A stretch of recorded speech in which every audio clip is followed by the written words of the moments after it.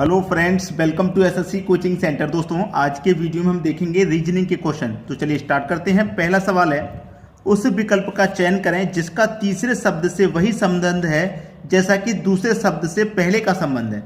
यानी कि दूसरे शब्द से ये पहले का जो संबंध है वही तीसरे का संबंध चौथे से होगा। ठीक है, लेकिन कैसे है? ये डी ई है, यहाँ पे 10, ये एच आई है, तो यहाँ पे क्या होगा? देखिए, अगर मैं इस डी की बात करूं तो डी मेरा कितने नंबर पे आता है? अल्फाबेट में 4 नंबर पे आता है और ई आता है 5 नंबर पे। ठीक है, और इन दोनों का मल्टीप्लाई होता है आपका 20, लेकिन मुझे तो चाहिए 10, ये आया है 20, तो मुझे 10 बनाने के लिए क्या करना होगा? इसमें 2 से डिवाइड कर दूंगा तो मुझे 10 मिल जाएगा। अब बिल्कुल सेम लॉजिक, यही सेम लॉजिक इसमें भी लगना चाहिए, तो हमारा सही आंसर आएगा। एच कितने नंबर पे आता है भाई? 8 नंबर पे आता है। आई आता है 9 नंबर पे। दोनों का मल्टीप्लाई करेंगे बिल्कुल ऐसे, 8 9 72 हो जाएगा। मल्टीप्लाई के बाद यहाँ 20 आया था, उसमें 2 से डिवाइड, यहाँ मल्टीप्लाई के 72 आया तो इसमें भी 2 से डिवाइड करेंगे। जब यहाँ 2 से डिवाइड किया तो यहाँ भी करेंगे। कर दो भैया, 2 से डिवाइड कितनी बार में जाएगा? 36 बार में जाएगा। इसका मतलब यहाँ पे कौन सी संख्या आनी चाहिए? 36 आनी चाहिए, यानी कि सी ऑप्शन आपका बिल्कुल सही जवाब हो जाएगा। तो अच्छे से समझ में आ गया सभी को प्रश्न, किसी को कोई दिक्कत नहीं होगी। चलिए अब देखेंगे हम अगला सवाल। अगला सवाल है आरआरबी ग्रुप डी 2013 में पूछा गया क्वेश्चन, यदि बोट को ERDW लिखा जाए तो ड्रीड को कैसे लिखा जाएगा? अच्छा सवाल है, बेहतरीन। बोट को इतना लिखा गया है, बोट को इतना BOAT, इसको क्या लिखा गया है? ERDW, यही तो लिखा गया है। ठीक है, ये लिखा गया है। अब आप यहां पे ध्यान से देखेंगे तो करेंगे क्या? पहली संख्या का रिलेशन पहली से बनाएंगे, ठीक है, दूसरी संख्या का रिलेशन दूसरी से बनाएंगे। अब देखिए यहां पे सबको मैं नंबरिंग करूं तो बी मेरा 2 नंबर पे आएगा, ओ 15 पे आएगा, ए 1 पे आता है, और टी की बात करूं तो टी मेरा 20 नंबर पे आता है। ठीक है, अब देखिए, और मैं ई की बात करूंगा 5, आर आता है 18 पे, डी आता है 4 पे, डब्ल्यू आता है मेरा 23 पे। अब देखना, पहली संख्या का रिलेशन पहली से बनाऊंगा तो मेरी संख्या 2 से 5 होगी तो कितनी ऐड होगी? 3। 15 से 18 हो गई, कितनी ऐड हो गई? 3। अब तीसरी का तीसरी से बना दूं, यहां पे ए है, यहां पे डी, 1 से 4 हो गया, यहां पे भी 3 ऐड हो गया। अब लास्ट वाली का लास्ट वाली से बना दूं, 20 से 23 हो गए, यहां पे भी 3 ऐड हो गए। यानी कि यहां पे जो संख्या उनमें सब में 3 ऐड करके ये संख्या बन रही है। बिल्कुल सेम लॉजिक यहां लगेगा भाई, DREAD। ठीक है, देखिए ये मेरा 4 पे आता है, ये 18 पे, ये 5 पे, 1 पे, 4 पे, सब में 3 3 जोड़ दूंगा मैं, सब में 3, इसमें 3 जोड़ूंगा 7 हो जाएगा, इसमें जोड़ूंगा 21, इसमें जोड़ूंगा 8, इसमें जोड़ूंगा तो ये मेरा 1 है, इसमें 3 जोड़ूंगा 4, और इसमें 3 जोड़ूंगा 7 हो जाएगा। सही है, ये हो गया मेरा 7, 21, 8, 4, 7। अब 7 नंबर पे कौन सा अक्षर आता है भाई? जी आता है। 21 पे क्या आता है? यू। 8 पे आता है एच, 4 पे आता है डी, और 7 पे आता है जी। तो देखिए ऐसा कौन है? GUHDG, GUHDG, यानी कि थर्ड ऑप्शन आपका बिल्कुल सही जवाब हो जाएगा। समझ में आ गया प्रश्न? चलिए अब देखेंगे अगला सवाल। अगला सवाल है, नीचे दी गई श्रृंखला में अगली संख्या क्या होगी? 2, 5, 9, 19 क्वेश्चन मार्क। अब देखिए 2 से क्या हो रहा है? 5, और 5 से हो रहा है 9, और 9 से 19। तो 2 से 5, अगर 2 में 3 जोड़ देंगे तो 5 बन जाएगा, 5 में 4 जोड़ देंगे 9 बन जाएगा, फिर 2 जोड़ा 4 जोड़ा तो 6 जोड़ना पड़ेगा ना, तो 6 जोड़ूंगा तो हमारा 19 नहीं बनेगा। तो इसका मतलब जरूर कोई दूसरा लॉजिक है। 2 से 5 बनाना है, अगर मैं इस 2 का मल्टीप्लाई 2 से करूंगा 4 हो जाएगा, 1 जोड़ दूंगा 5, मल्टीप्लाई 2 से करूंगा भाई, देखिए मल्टीप्लाई 2 से करूंगा 10 हो जाएगा, -1 कर दूंगा 9, फिर 9 का मल्टीप्लाई 2 से करूंगा 18, +1 कर दूंगा 19। यानी कि हुआ क्या? पहले +1, फिर -1, फिर +1, फिर -1, यानी कि मल्टीप्लाई 2 -1, 19 दूनी का 38, 38 में से माइनस कर दूंगा 1 तो कितना हो जाएगा भाई? 37 हो जाएगा, 37। पहला ऑप्शन सही जवाब है। मल्टीप्लाई 2 +1, मल्टीप्लाई 2 -1, मल्टीप्लाई 2 +1, मल्टीप्लाई 2 -1, एक बार मल्टीप्लाई करके +1 हो रहा है, एक बार -1 हो रहा है। चलिए अब देखेंगे अगला सवाल। अगला सवाल है, अगर मिंट को 3940, क्या चीज? मिंट को 3940 लिखा गया है तो TALE का कोड क्या होगा? देखिए MINT, इसका कोड क्या है भाई? 3940 है, यही तो है। अब चलिए देखेंगे, मेरे पास ये M कितने नंबर पे आता है? 13 नंबर पे आता है। आई मेरे पास 9 नंबर पे आता है, एन 14 पे आता है और टी 20 नंबर पे आता है। अगर मैं इन दोनों का आपस में मल्टीप्लाई कर दूं, 3 का 1 से तो 3 रहेगा, 9 का 9 से ही होगा भाई, 9 ही रहेगा इकाई अंक। इन दोनों का आपस में 4 1 कम 4, 2 का 0 से कर देंगे 0, 3940 यानी कि 2 डिजिट वाली संख्या को आपस में मल्टीप्लाई करके 1 डिजिट की संख्या बन गई। बिल्कुल वैसे ही टी ए एल ई का बनेगा। टी 20 पे आता है, ये 1 पे आएगा, एल आपका 12 पे आता है 5 पे। ये 2 डिजिट है, मल्टीप्लाई कर दो तो 0 हो जाएगा, ये 1 हो जाएगा, 2 1 कम 2 हो जाएगा और ये 5।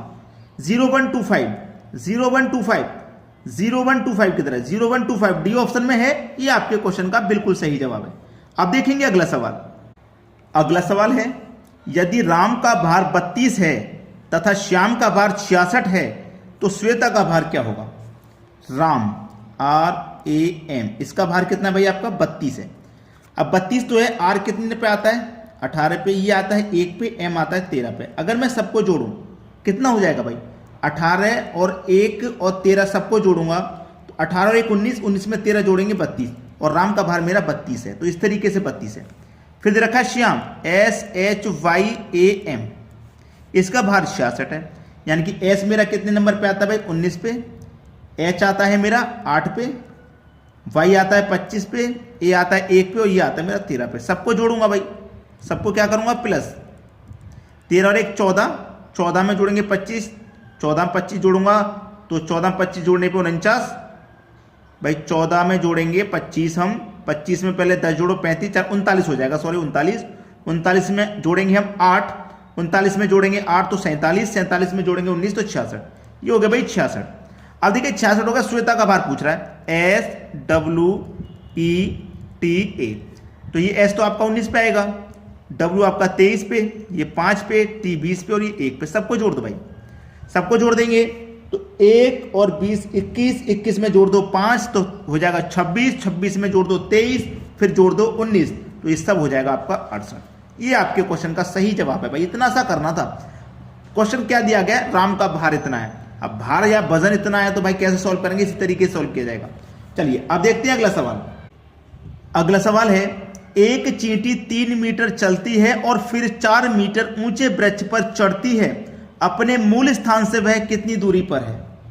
ठीक है, एक चींटी मान लीजिए यहां पर है, वो 3 मीटर चलती है, ये 3 मीटर चल गई और फिर 4 मीटर ऊंचे वृक्ष पर चढ़ जाती है। यहां पे 3 मीटर चलने के बाद 4 मीटर का जो वृक्ष है वहां चढ़ गई, 4 मीटर चढ़ गई, अपने मूल स्थान से वह कितनी दूरी पर है? मूल स्थान उसका ये था, यहां से चलना स्टार्ट किया था और पहुंच कहां गई, यहां पहुंच गई। इस दूरी को पूछ रहा है, यहां से लेके यहां तक की ये दूरी तो पूछ रहा है। अब ये वाली दूरी क्या होती है भाई, ये वाला क्या होता है बेस यानी कि आधार, ये होता है आपका लंब और ये होता है आपका कर्ण, ये आपको मालूम होगा। ठीक है, तो देखिए हमें कर्ण निकालना है ना, तो कर्ण बराबर क्या होता है भाई, कर्ण बराबर होता है स्क्वायर रूट में लंब का स्क्वायर प्लस आधार का स्क्वायर, ये होता है आपका। ठीक है, लंब का स्क्वायर मैं यहाँ पे लिख देता हूं, लंब का स्क्वायर प्लस आधार का स्क्वायर, ठीक है, ये होता है। तो कर्ण बराबर निकल के आ जाएगा आपका, लंब कितना है आपका 4, तो 4 का स्क्वायर यानी कि 16, आधार कितना है 3, 3 का स्क्वायर यानी कि 9 हो जाएगा, पूछे के ऊपर वर्ग, कर्ण आपका मालूम हो गया। 16 और 9 कितना हो जाएगा 25, पूरे के ऊपर वर्ग, कर्ण आपको पता चल गया भाई। 25 का स्क्वायर रूट का साइन सॉल्व करेंगे तो 5, यानी कि वह मूल स्थान से कितनी दूरी पर है, 5 मीटर की दूरी पर है। पहला ऑप्शन सही जवाब हो गया। चलिए आप देखेंगे अगला क्वेश्चन। अगला सवाल है 3, 5, 6, 12, 12 क्वेश्चन मार्क 24 और 26। अब देखिए 12, 12 दो बार यहाँ पे आ गया है। अगर मैं बढ़ते हुए क्रम में सीरीज को देखूंगा तो 2 बार 12, 12 तो आ नहीं सकता। क्या आ सकता है, नहीं आ सकता।